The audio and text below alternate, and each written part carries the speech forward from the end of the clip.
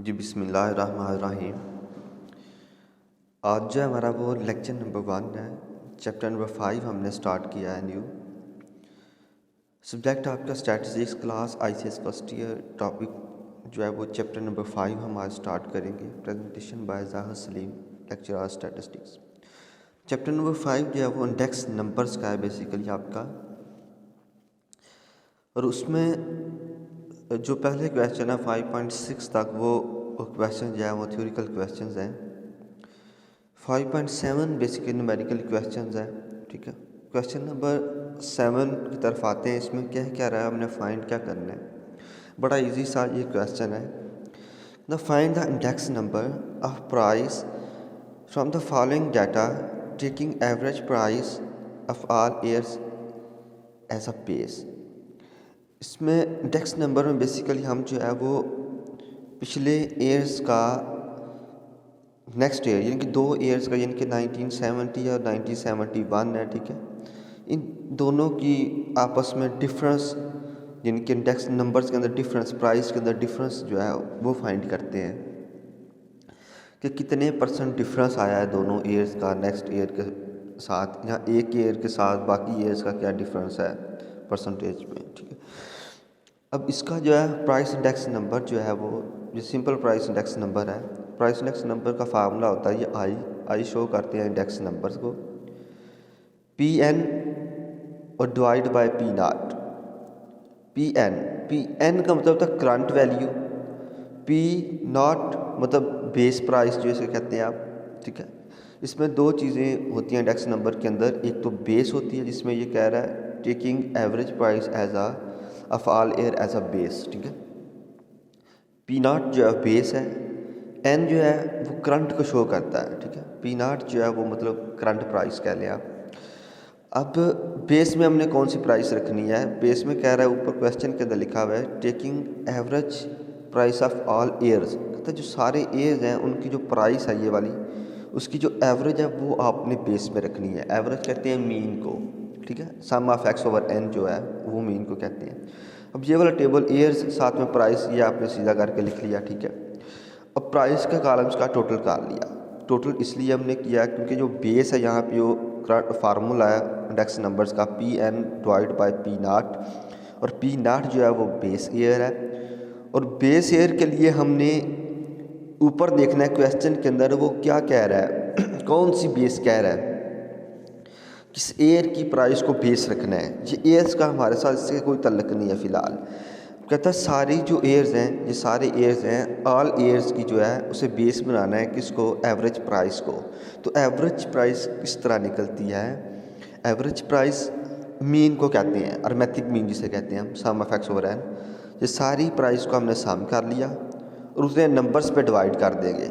ये कितनी वैल्यूज़ को सम किया है ये देखिए नीचे लिखा हुआ है पी नॉट बेस जो है average price of all years. ठीक है, ये सारे ऑल ईयर्स की जो है वो एवरेज प्राइस जो है वो ले रहा है। ठीक है, ऊपर क्या है ये प्राइस का सम 248, डिवाइड में ये 8 नंबर्स हैं। ठीक है, डिवाइड में 8 से डिवाइड किया 31 आ गया, ये एवरेज निकल आई है 31। ये बेस की जगह पे उसकी एवरेज 31 आ गई। अब current year P N over base 31 multiply by 100, ये कंप्लीट फार्मूला 100 से इसलिए मल्टीप्लाई कर रहे हैं क्योंकि करंट जो हमें इंडेक्स नंबर है वो परसेंटेज में हमें चाहिए होते हैं। ठीक है, परसेंटेज में निकालने होते हैं।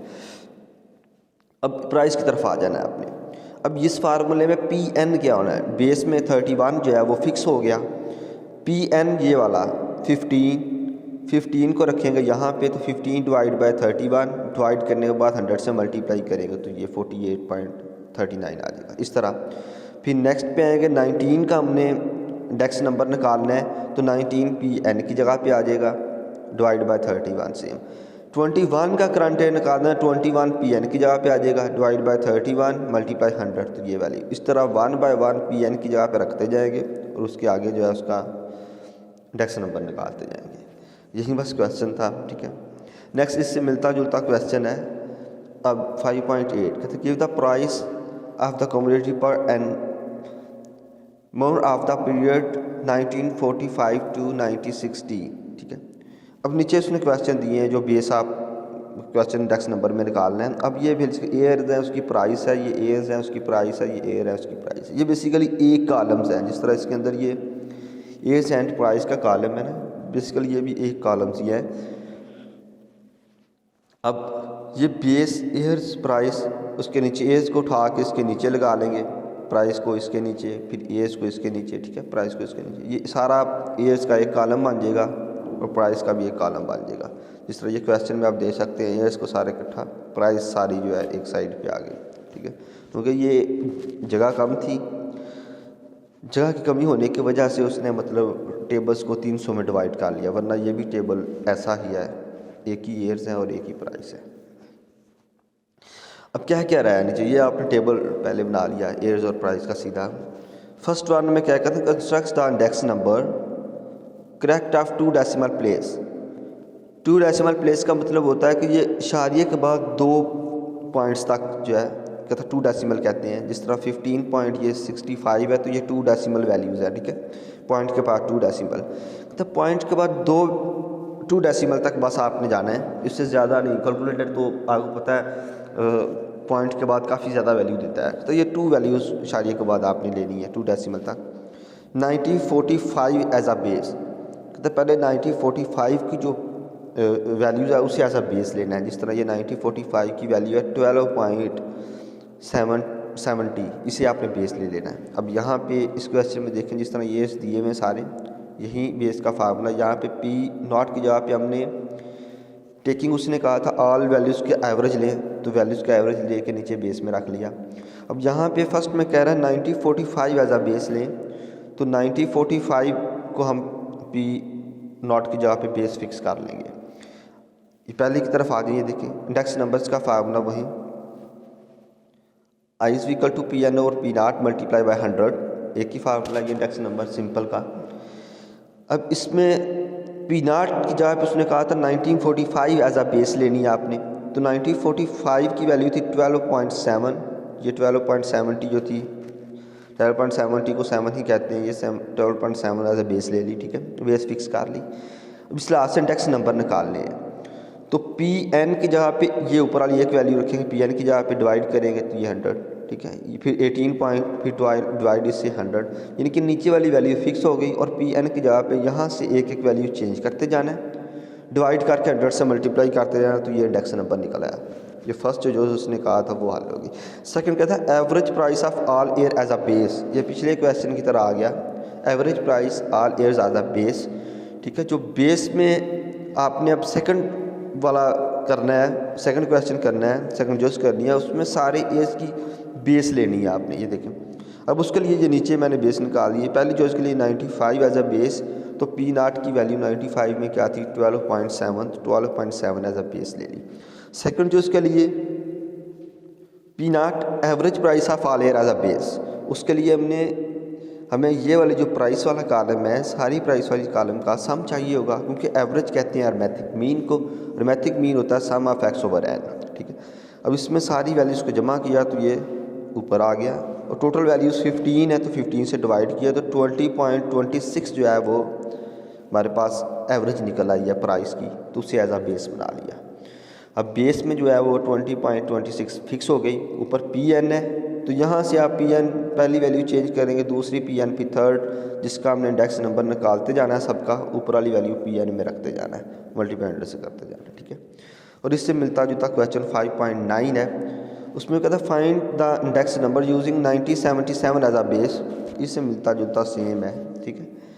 1977 एज अ बेस रखनी है, तो पहले में हम रखेंगे 22.5 एज अ बेस, ठीक है। Average of all price as a base, ठीक है, सारी प्राइस की एवरेज जो है बेस सेम उसी से मिलता जुलता है। ये एयर्स और प्राइस आप कॉलम बना लेंगे। फर्स्ट वन में 97 एज अ बेस है, तो 97 की वैल्यू क्या है 22.5, 22.5 आपने फार्मूला वहीं P N over P not multiply by 100, P not as a base, P N over current, current का मतलब जिसकी आपने इंडेक्स नंबर निकालना है वो वैल्यू ऊपर आएगी। पी नॉट में आपने 22.5 फिक्स कर लिया, उनके पहले जो उसमें 77 एज अ बेस कह रहा है प्राइस में, तो ये नीचे फिक्स। ऊपर पी एन की वैल्यू आप एक पहली वैल्यू ऊपर रखेंगे, डिवाइड करेंगे मल्टीप्लाई 100, सेकंड वैल्यू ऊपर रखेंगे, डिवाइड करेंगे मल्टीप्लाई 100, थर्ड ये, ठीक है, इस तरह आप मल्टीप्लाई करते हैं। सेकंड में कह रहा है average of the all price as a base, तो एवरेज के लिए वही अरमेटिक मीन प्राइस का हमें सम चाहिए होगा, ये प्राइस का आप सम करेंगे, ऊपर आ गया, डिवाइड करेंगे नंबर से, 9 नंबर हैं, डिवाइड किया 33.61, इसे एज आपने बेस रख लिया, ठीक है। ये पी आर का मतलब भी वही है, प्राइस इंडेक्स नंबर, ठीक है। पी आर वैसे लिख दिया, इसमें आई भी लिख सकते हैं आप, इंडेक्स नंबर, ठीक है। यहाँ पे 33.61 पी एन, यहाँ से आप ऊपर पी एन की वैल्यू रखते जाएं और डिवाइड करते जाएं, मल्टीप्लाई करते जाएंगे, तो ये प्राइस रिलेटिव निकल आएगा, ठीक है। प्राइस रिलेटिव और प्राइस इंडेक्स नंबर एक ही चीज़ का नाम है। Okay, thank you. उम्मीद है कि आपको समझ आ चुकी होगी, ठीक है। जो चीज़ें नहीं समझ आई वो आप क्वेश्चन में पूछ सकते हैं। ओके, अल्लाह हाफिज़।